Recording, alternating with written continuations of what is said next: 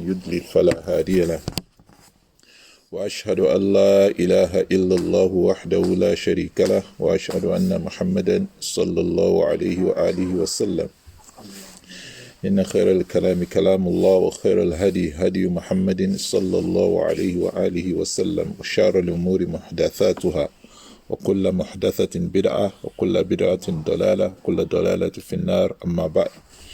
We thank Allah subhanahu wa ta'ala for giving us the opportunity once again to gather in order to learn more about our religion and how best to learn this religion except from those who learnt it from the source, those who learnt the religion from the one that was sent to teach the religion, those who were present when the best of angels came to teach them the religion. Radiyallahu anhum ajma'in. These are the Sahabah, the specially chosen companions of the last of Allah's prophets and Allah's messenger to the service of the earth. Those who stood by him in times of ease and in times of difficulty. Those who sacrificed their wealth, their well-being, and their lives for this religion to have a strong root. Till this day, the religion is waxing stronger. However, we the Muslims probably are not waxing as stronger as Islam is doing. Islam is entering every country of the world. No country of the world except you'll find a Muslim. Islam is entering, as prophesied by the Rasul sallallahu alaihi wasallam, as entering into everybody's home. If there is no Muslim there, you turn on the TV, they talk about Islam. This was not in very, short past. Some people never heard of Islam. Never. In fact, I was listening to a convert, someone of 30 years above, not knowing anything about Islam, nothing about Islam. In fact, she was asked, were you not taught Islam in secondary school? I never knew anything about Islam. But today, Islam is the fastest growing religion. In some polls, it was said that Muhammad was the name most people were named in 2021. And these are signs of the truity of the prophecy of the Rasul sallallahu alaihi wasallam, that Islam will get to everyone. So we are learning from the best of the students of the Rasul sallallahu alaihi wasallam. We've elucidated into the life of Abu Bakr as-Siddiq. We didn't do justice to it, but we don't have to exhaust everything before, and also to the level and the capability of the one handling the. However, whatever we can take, the best of it is to, practice and use it in our lives and become a better person for it. Because this knowledge, Allah subhanahu wa ta'ala is going to ask us, عَنِ إِلْمِهِ فِيمَا عَمِلَ بِهِ. You're going to be asked about your knowledge. What have you done with it? Because some people will come on the day of judgment and their only excuses for doing wrong or leaving what is expected of them is, I never knew. But it's an opportunity for you to know. And it will be better when you know, you practice to the best of your ability. So we'll be talking about Umar. We did the Muqaddimah about the life of Umar last week, so we'll be going into more details. Ismuhu wa nasabuhu wa kunyatuhu wa alqabu. The name of Umar, the full name is lineage, the kunya of Umar, and the laqab, like a nickname. هو عمر بن الخطاب ابن النفيل ابن عدي ابن عبد العزى ابن الرياح ابن عبد الله ابن قرط ابن الرزاح ابن عدي ابن كعب ابن لؤي ابن غالب al-Qurashi al-Adawi. The name and the nasab of Umar is Umar bin Al-Khattab. Umar, the son of Al-Khattab, the son of Nufail, the son of Abdul Uzza, the son of Riyah, the son of Abdullah, the son of Qurab, the son of Razah, the son of Adi, the son of Ka'b, the son of Lu'ay. Now here at this point, he meets with the lineage of the Rasul sallallahu alaihi wasallam up the tree. So Lu'ay was also a great-grandfather of the Rasul sallallahu alaihi wasallam. And we said so about Abu Bakr bin Siddiq also, that his lineage meets with the lineage of the Rasul sallallahu alaihi wasallam up there. وَيُكَنَّ Ibn Lu'ay, Ibn the son of Ghalib al-Qurashi. Umar bin Al-Khattab was from the Quraysh. والعدوي يجتمع نسبه مع رسول الله صلى الله عليه وسلم في كعب لؤي ابن الغالب. So that's what we mentioned. His lineage meets with at the point of Ka'b and Lu'ay with that of the Rasul sallallahu alaihi wasallam. Yukanna Aba Hafsin. His kunya is Abu Hafs, the father of. When you say the father of, it's a form of respect from the Arab and some other cultures. If you address them as the father of so and so, it's more respectable, it's more honorable than mentioning their names directly. So the father of these, and that's what's more popular. In fact, some people forget their name. For example, Abu Bakr. You have to dig into the name of Abu Bakr Siddiq because his name is not Abu Bakr. What's his name? We mentioned his name. What's the name of Abu Bakr? Very close. Almost. Of course, what's the next name to Abdul Rahman? Abdullah bin Uthman. His father's name is Uthman. So, Abu Huraira also, you wonder, his name is Abu Huraira. No, his name is not Abu Huraira. His kunya is Abu Huraira. The kunya of Abu Bakr is Abu Bakr. His name is Abdullah. So what's the name of Abu Huraira? Very close.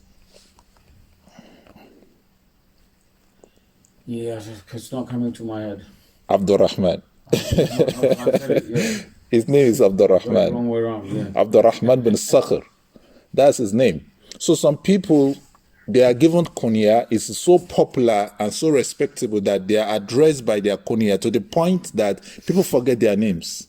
You understand? So I'm saying that that's how popular taking kunya is. It takes over. Yes. Yeah. So usually when I meet with people, I ask them of their name and their kunya because I also like to, address them by their kunya. It's so what's the kunya of the Rasul sallallahu alaihi wasallam? Abul Qasim.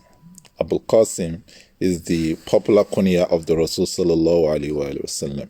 So the Abu Hafs is a kunya given to Umar. It is a kunya that is given to people that are strong, because Abu Hafs in itself means lion. And when you call a person lion, their bravery, braveness and strength and all this. That's why you call a person a lion. So Abu Hafs means a lion, one of the names. Arab used to give lot of names to important things, like their sword. A sword is so important to Bedouin Arab, an average Arab, to the point that it has hundreds of names, a sword, Mm-hmm. So that's one of their culture. Anything very important gets lots of descriptions and names. So Abu Hafs is one of the names of a lion, and it is given to Umar because of his strength. And we'll talk about some of those things that are sabab for the strength of Umar bin Al-Khattab. Walukiba bil Faruq. Umar was given a nickname of Al-Faruq or Al-Faruq because of an event, Al-Faruq is from the term farq. Something that discerns between this and that, separates between this and that. So Al-Faruq is the one that makes clear falsehood from truth. Because when he accepted Islam, he was the one that said we should propagate this deen, openly, Yes. so that the truth is not hiding again. Let everybody who wants to take to the side of truth, take to the side of truth. The ones who want to take the side of falsehood, take to the side of falsehood. So that was the reason the Rasul sallallahu called him Al-Faruq. لأنه أظهر الإسلام بمكة ففرق الله به بين الكفر والإيمان. The reason why he was called Al-Faruq was because أظهر الإسلام بمكة. He made Islam manifest in Mecca, and Allah separated between kufr and iman with Umar bin Al-Khattab radiyallahu anhu. The second thing we'll be looking into, mawliduhu wa sifatuhu al-khalqiyya. When was Umar given birth to, and what are his physical descriptions, so that we can have a mental image of who Umar is. It helps us as we go on. Sometimes when you learn hadith, for example, you are studying Sahih al-Bukhari. If you study it for a month, for example, it's like you are living with the Rasul and his companions, because everything you are mentioning is the Rasul sallallahu said, and what said the Rasul sallallahu said. A companion will say that. It is either talking about what Rasul did after Salatul Subhi, because usually one of his sunnah is that he will sit with his companions and will listen to their dreams, and he will make the Rasul sallallahu jokes with them. You understand? So that, every time it's not about, seriousness. The way Allah has created us, sometimes we need to relax, and many times we need to get serious. So sometimes Rasulullah will listen to their dreams and will interpret their dreams to them. And this is also an art that people learn. Abu Bakr radiallahu anhu, after the Rasulullah used to do that. He was also very good in dream interpretation. And these are having a mental description or a mental image of the person you are talking about helps us to, and the Rasul sallallahu wants us to love the companions. The love of the companions means that you love the Rasul sallallahu alaihi wasallam. So ولد عمر رضي الله عنه بعد عام الفيل ب13 سنة. Umar bin Al-Khattab was given birth to 13 years after Am al-Fil. Am al-Fil is or was the year of the elephant. The early Arab, they don't have a calendar. So there's no year 2000 or year this, there. No. Main events that happens, they count their days either before or after that event, or they will say, 2 years before that event or 2 years after that event. All the days people do that. It was you were given birth to 2 years before President so and so came in, or 5 years after president. If that president was very popular. So these are events they use. Am al-Fil, if we remember, was the year that the enemies of Allah said they are going to demolish the Kaaba, and they came to demolish the Kaaba, coming with elephants, and the Arabs were not used to that animal. That animal was bigger than their biggest animal, the camel. So they were like, wow. They ran away because they saw these huge mammals, and it was a very, very big, and Allah saved his house and the people on that day. So that incident made them to, always reference that year as the Am al-Fil. The Rasul sallallahu alaihi wasallam was given birth to in that year.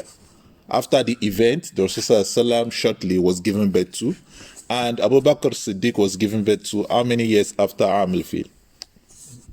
2 years, roughly 2 years. So he's 2 years younger than the Rasul sallallahu alaihi wasallam, while Umar was 13 years behind Am al-Fil. وَأَمَّا صِفَتُهُ الْخَلْقِيَّةِ. As for his physical descriptions, فكان رضي الله عنه أبيض همهق تعلوه حمراء. Umar bin Al-Khattab was light in complexion, but also had a reddish tone to it. Light in complexion with red tones to it. Hasan al-Khaddaini wal-Anfi wal-Ainain. He had a well-built cheeks and nose and eyes. غليظ القدمين والكفين. He had, tough foot and hands. His fingers, his toes were, seriously built, huge. Majdul al-Laham, thick skin. His skin was, large and thick. Wakana tawilan jasiman asla. He was a very tall, towering, person, and he was bald-headed. He had no hair on part of his head. He was a bald-headed person. وَقَدْ فَرِعَ النَّاسُ some of the benefits of mentioning physical description of people we love or we should love is that it, takes away some of the misconceptions about something. Some people hate to be bald. I've met people, they can't even imagine themselves bald-headed. But Allah is the one that makes people bald. What's your problem? The best of people like Umar bin Al-Khattab was described as that. So if you have, for example, someone will say, I don't like taking watermelon, I don't like taking dates. But when you are told that Rasul sallallahu alaihi wasallam, one of the things he loves most is to combine watermelon and dates. He likes it so much that he hits it together. He loves it. It was described to. So this kind of things makes you, okay, let me try it.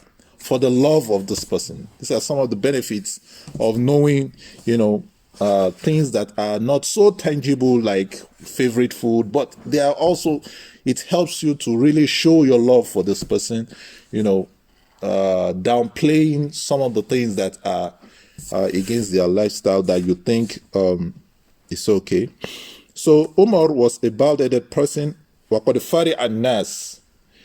When he is in the midst of people, Fari'a is the tallest of them. He's towering. Everybody is there. It says, وَكَانَ كَأَنَّهُ رَاكِبَ عَلَى الدَّابَةِ. He's like everybody is standing and Umar was mounting either a horse or a camel. If you're in the middle of people and one of them is on a camel, that person will be taller than everyone. So that was how General Umar was. He was a tall, gigantic person, posture, tall, and usually when he's in the middle of the people, is the tallest of them. Wakana qawiyan shadida. It was very, very strong. It was a very, very. When we go on, Umar used to be a wrestler. He wrestles as a hobby because he was a very, very strong person. La wahinan wala da'ifa. He was never a weak person. Either in body or in soul, he was a very strong person. Wakana yakhdab bil hinna. He used to dye his hair with hinna. Yes, his beard.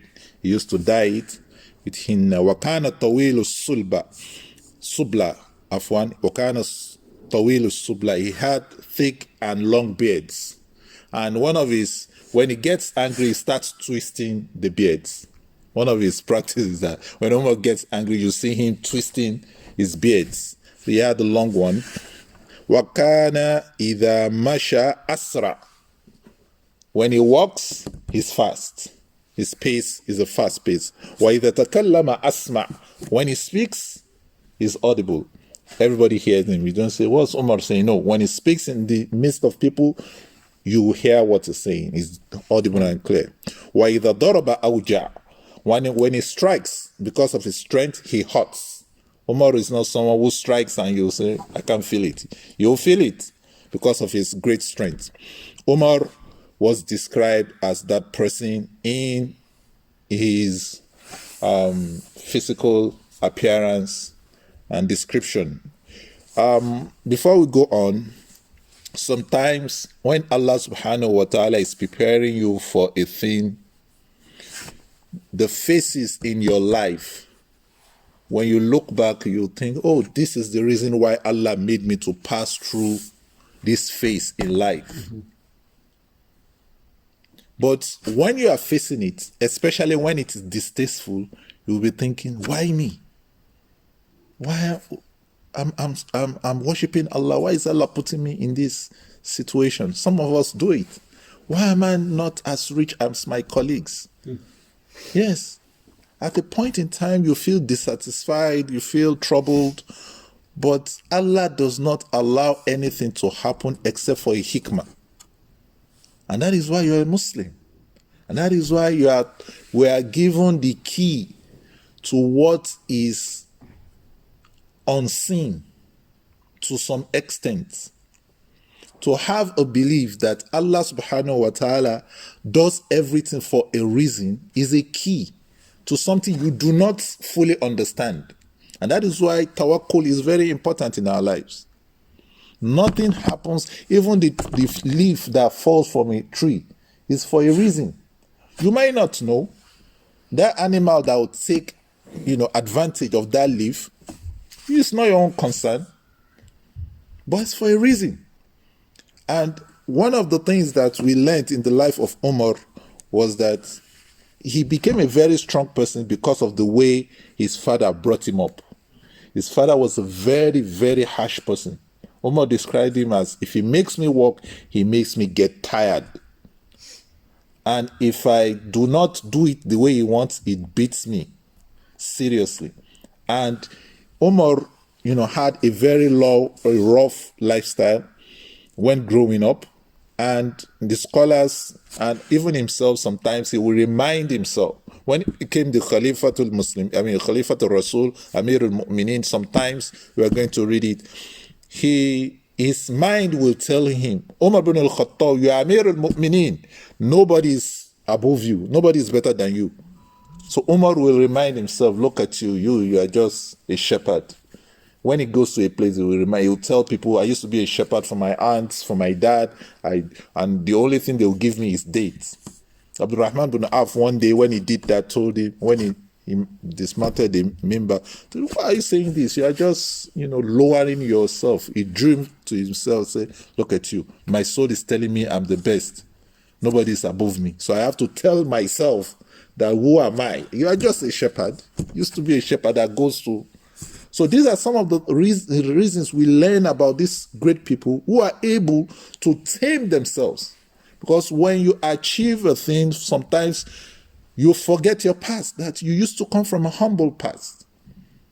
So the face of our life, sometimes Allah subhanahu wa ta'ala use it for a reference for us, as a reference, so that when we get to where we feel, this is the direction I want to get to, you become manager, you become family man, you become this and that. You should remember that at a point in time, you wear it like that, and if Allah wished so, you won't be able to get to where you are. Amma waliduhu, as for his parents, his father, Khattab ibn Nufail, his name is Khattab ibn Nufail. فقد كان جد عمر نفيل ابن عبد العزى ممن تتحاكم إليه قريش. Umar had a grandfather whose wisdom the Quraysh used to tap into when they need help, when they need someone to advise them. So Nufail ibn Abdul Uzza was one of Umar's grandfather, and the Quraysh used to tap to his wisdom. Wa amma walidatu. As for the mother of Umar, her name was Hantamatu bint Hashim ibn al-Mughira. Her name was Hantama bint Hashim. Some scholars say that is the sister of Abu Jahl, but most scholars do not agree to that. They say that is she wasn't the sister of Abu Jahl, rather she was a cousin and the daughter of Hashim ibn Ammi Abi Jahl ibn Hisham. Jazakumullahu khairan. Wa amma zawjatuhu wa abna'uhu wa banatuhu. As for the wives and daughters and sons of Umar, فقد تزوج في الجاهلية زينب بنت مظعون أخت عثمان bin Maz'un. Umar was married to, in the days of Jahiliyyah, to a woman called Zainab bint Maz'un. She was the sister of Uthman bin Maz'un. فَوَلَدَتْ لَهُ Abdullah. Abdullah bin Umar, the popular Abdullah bin Umar, was the son of Zainab bint Maz'un. Zainab bint Maz'un gave birth to Abdullah bin Umar. Wa Abdul Rahman al-Akbar, and Abdul Rahman al-Akbar. Umar had 3 sons, their names Abdul Rahman. Abdul Rahman al-Akbar, Abdul Rahman al-Awsat, Abdul Rahman al-Asghar. He had 3 Abdul Rahman. So that is okay. You can have more than one Abdullah. You can have more than one Abdul Karim, more than one Umar, and you can, some people used to have like 5 children, Muhammad al-Awwal, Muhammad al-Thani, Muhammad al-Thal, and like that. There's no problem about that. So, wa Hafsa, she was also the mother of Hafsa. وتزوج مليكة بنت جروال. وعليكم السلام ورحمة الله وبركاته. He also married Malika bint Jarwal. فولدت له عبيد الله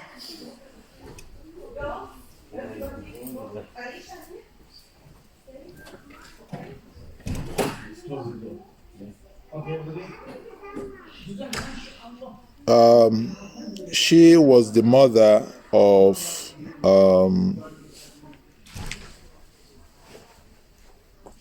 Ubaidullah.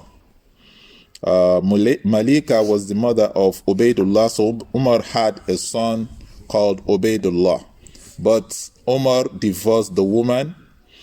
فَخَلَفَ عَلَيْهَا Abu Jaham bin Hudhayfa, and Abu Jaham married Malika afterwards. وتزوج قربية بنت ابن أمية المخزومي. He married Qurabiyya bint Abi Umayya al-Makhzumi, and later also they got divorced. فَتَزَوَّجَهَا بَعْدَهُ عبد الرحمن ibn Abi Bakr, and Abdurrahman, the son of Abu Bakr Siddiq, married the lady afterwards. We'll talk a bit about that. What I meant was, you will find among the Salaf, they get married and they divorce the woman, and you'll find out that immediately they are talking about the person that married the lady. In their time, they don't see divorce as a taboo. They don't see it as something negative, especially if it is not a misdoing that caused the divorce. Maybe one of them got into something immoral and things like that. No, they see it as, okay, it's like a transaction. You have a bond. If it is not working, why lock yourself into it? And you feel sad for the rest of your life. Islam encourages that you try to fix the problem, because most of the time you can fix the problem, especially when you are taking action out of anger.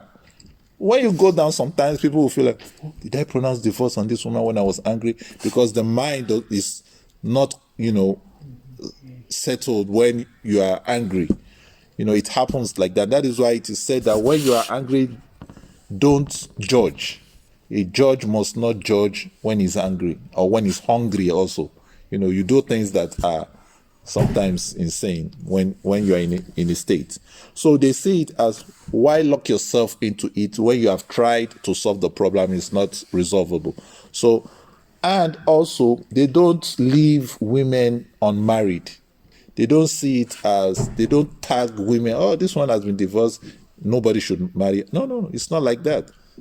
If something is not working out, or a widowed woman, no, someone should make efforts, because it makes the community to not to fall into fawahish. One of the ways the community falls into fawahish is leaving the man who is necessarily should have a woman, a wife, unmarried, or a woman unmarried. So the community of Islam do not, demonize someone who was divorced, man or woman, whatever, as, because of divorce. They solve the problem. If you like her, okay. You don't want her, I want her. It's just like a car. You don't want this car, I want this car, now I get it. There's no problem there. You understand? If that's what you want. So that's how they are. And that's why we are able to mention that when Umar divorced this woman, this person, married her. وتزوج أم حكيم بنت الحارث بن هشام بعد زوجها إكرمة ابن أبي جهل حين قتل في الشام. When Ikrimah ibn Abi Jahl was martyred, Umar married the widow that he left, and these are some of the benefits of having this practice. فولدت له فاطمة. This lady gave birth to Fatima for Umar. ثم طلقها وقيل لم يطلقها. Some historians say no, he did not divorce her. وتزوج جميلة بنت عاصم بن ثابت بن أبي الأقلح من الأوس. وتزوج عاتكة بنت زيد ابن عمرو ابن النفيل. وكانت, some of them might be mad, you have mentioned more than 4 women. We mentioned he's not giving more than 4 women at a time. And so he married also Jamila bint Asim بن ثابت بن أبي الأقلع من الأوس. وتزوج عاتكة بنت زيد ابن عمرو بن النفيل. وكان قبله عند عبد الله بن أبي بكر. ولما قتل عمر تزوجها بعده الزبير ibn al-Awwam radiyallahu anhu. And this last wife of Umar, Atika, when Umar died, Zubayr ibn al-Awwam married her. And they say she gave birth to Ayyab for Umar. Wallahu a'lam. وكان قد خطب أم كلثوم ابنة أبي بكر الصديق وهي صغيرة وراسله فيها عائشة فقالت أم كلثوم لا حاجة لي فيه. فقالت عائشة أترغبين عن أمير المؤمنين؟ قالت نعم إنه خشن العيش. Umar bin Al-Khattab wanted to marry Kulthum. Kulthum, and also they have this, practice. Some of their wives were very young ladies, but of marriageable age in their culture. They didn't see that as we see it today, aib. And that was why even the Quraysh that used to find fault in the Rasul sallallahu alaihi wasallam, they never found fault in the age of Aisha radiyallahu anhu, the way we see it today. Things have changed. We see things differently today. But in their own times, not even only the Arabs, even the Romans, that were the greatest of civilizations then, if you read more, that was one of the popular culture in their time. Their wives sometimes are young. Compared to ours, we say they are very young. So Umar bin Al-Khattab wanted to marry the child of Abu Bakr as-Siddiq, and the young lady said, "No, I'm not going to marry you," because he sent Aisha to her, and she said, "I'm not going to marry the leader of the Muslims." She was surprised. You're not married Amirul Mu'minin? She said yes, because Umar's lifestyle is a bit hard. Umar is not, someone who likes, the how do I describe it? The luxury of the world. He loves that you keep it at. It's not that he doesn't like it at all, that he suffers himself, but extra luxury is not Umar's way. And the lady, wanted something else. So said, no, I'm not going to do that. And Aisha, told Amr ibn al-As to tell Umar bin Al-Khattab to marry another Kulthum, and that was the daughter of Ali radiallahu anhu. Said if you marry her, because Kulthum was the daughter of and the granddaughter of the Rasul sallallahu alaihi wasallam from Fatima, you are going to have another link to the Rasul sallallahu alaihi wasallam, and he married that Kulthum.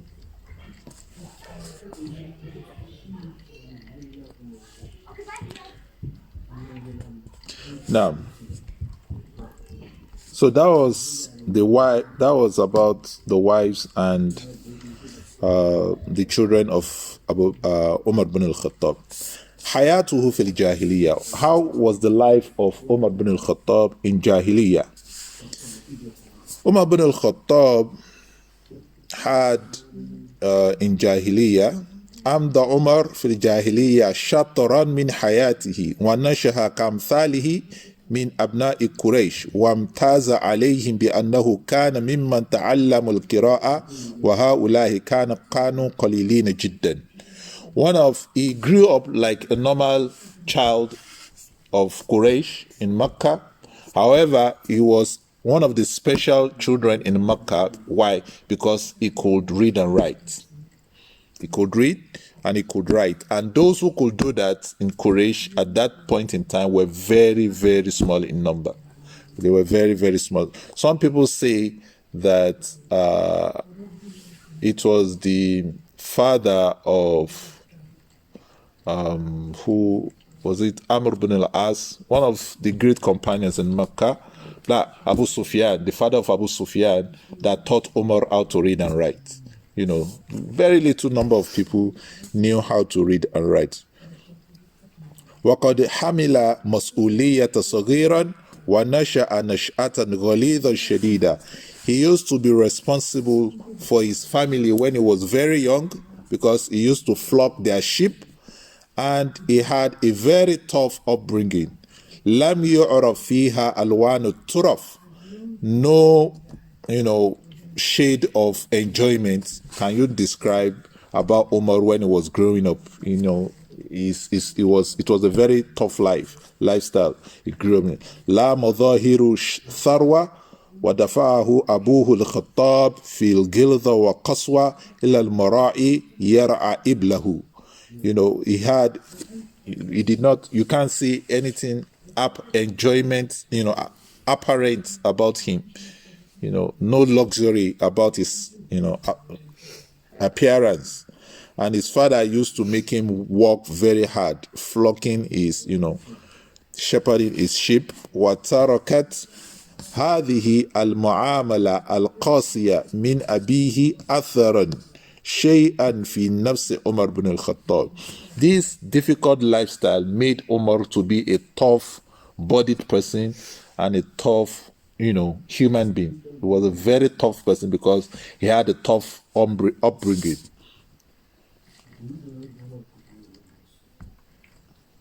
فَظَلَّ يَذْكُرُهَا طِيلَ حَيَاتِهِ. Because of this, he used to mention it many times as he grew up. He used to mention that I had this lifestyle, I used to do this, because it made a mark, on him.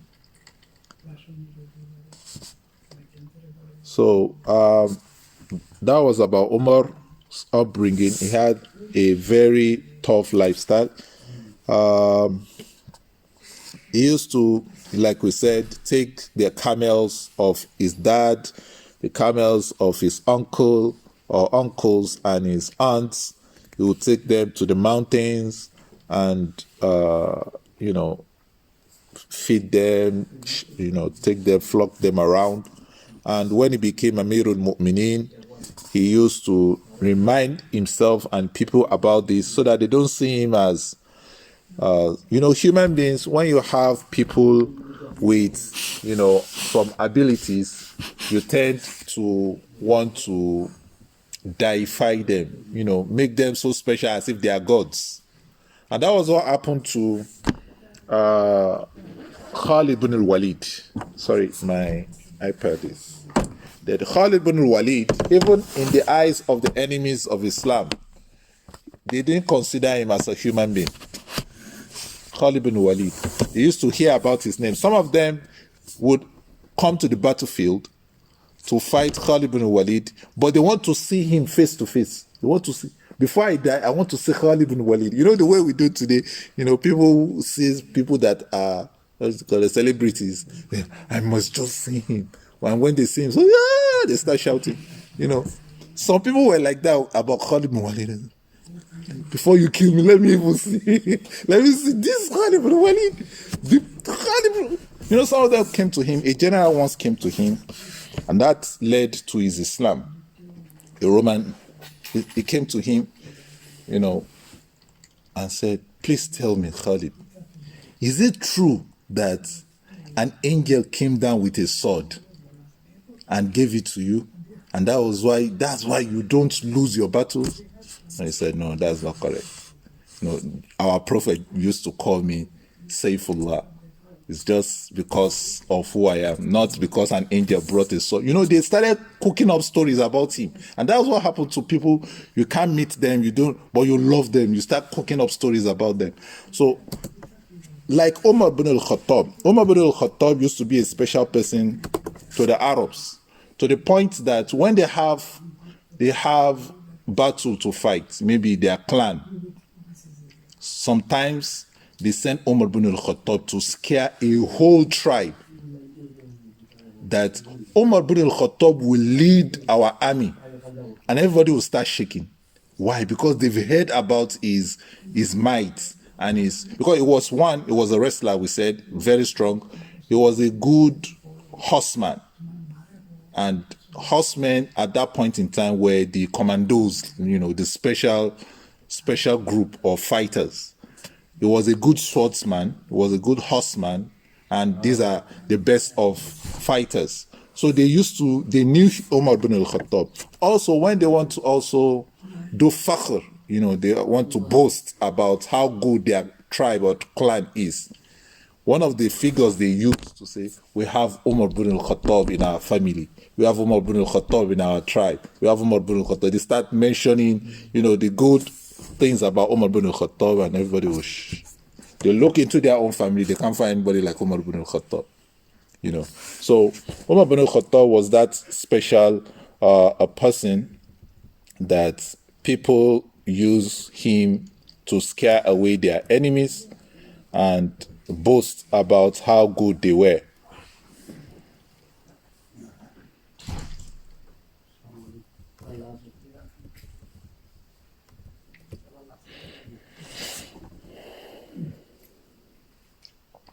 Now,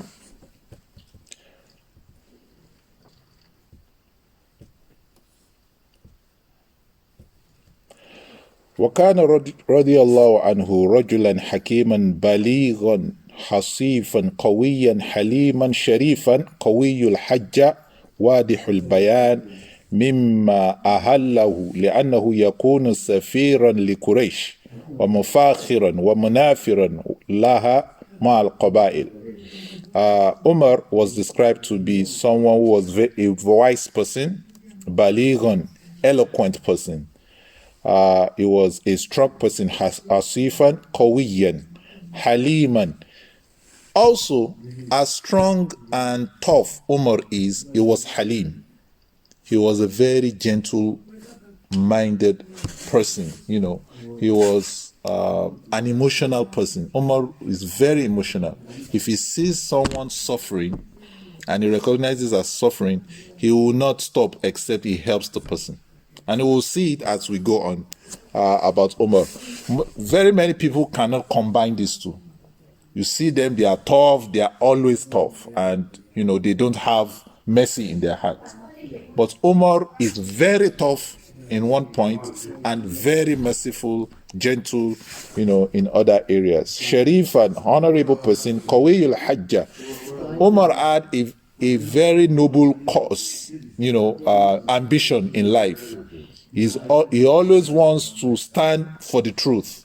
Whatever he recognizes as true, he will stand for it. And it's not like, oh, this is the truth, I have to dodge. No. This is the truth, we go for it. No mujamala, and that was what prompted him to want to say that this is Islam. This is the right thing. We should not be hiding. The kuffar should be hiding their faces. The kuffar should be hiding their da'wah. We are on the truth. We should be the one that is most popular. And that was why he became Al-Faruq. 6 minutes we should stop. Okay. 2 minutes we can stop in 2 minutes. Wadihul Bayan. When Umar speaks, is eloquent and clear. You don't start saying, what does it mean? No, he makes himself clear to you, understandable to you. That was one of the descriptions of Umar, and that was why he was an ambassador to the Quraysh. They sent him on ambassadorial roles. Also, he was their munafir wa mufakhir. Munafir in the sense of if they have, fight with people, he's the one that is used to scare their enemies away. Mufakhir, it was the gem of their tribe. When they want to boast about how great and good their tribes are, they describe Umar to the other people. وَكَانَ يُدَافِعُ عَنْ كُلِّ مَا أَلَّفَتْهُ قُرَيْشٍ مِنْ عَادَاتٍ. He used to defend, the culture of the Quraysh, because he sees it as, their generally what they take as culture and what they love to do, their ibadat. Umar protects it and anything. And that was why at first, before he became a Muslim, he was adverse to Islam and the Muslims. He hated Islam so much because he saw Islam as against what the Quraysh prefer. So he will do everything to fight Islam before he saw the truth about Islam. Umar was that a person. And when he saw Islam as the truth, he defended Islam to the highest of levels. So, in short, this is what we can describe Umar as, or was, as a person. Radiyallahu anhu. We ask Allah subhanahu wa ta'ala to increase him in his blessings, to increase him and all other companions in blessings, and also to make it easy for us to learn. Last week we mentioned the statement of Abdullah ibn Mas'ud when he said, "Hum wallahi afdal adhil ummah." These are the best of people in this ummah. Fa'arifu lahum fadlahum. You should recognize their fadlu, their merits. Wattabi'uhum fi akhlaqihim, and you should adopt their akhlaq, their way of life, because they are the best. Allah is pleased with them. And Allah said in the Quran, if you believe like they believe, you will become guided. So if you are looking for guidance, we should love these people and take to their lifestyle. أقول قولي هذا استغفر الله لي ولكم. We ask Allah subhanahu wa ta'ala to make this sitting a means of His pleasure, a means to His pleasure, and not a means to His displeasure. We ask Allah subhanahu wa ta'ala to increase us in Iman. We ask Allah subhanahu wa ta'ala to increase us in understanding and put it in our scale of good deeds. Assalamu alaikum wa rahmatullahi wa barakatuh.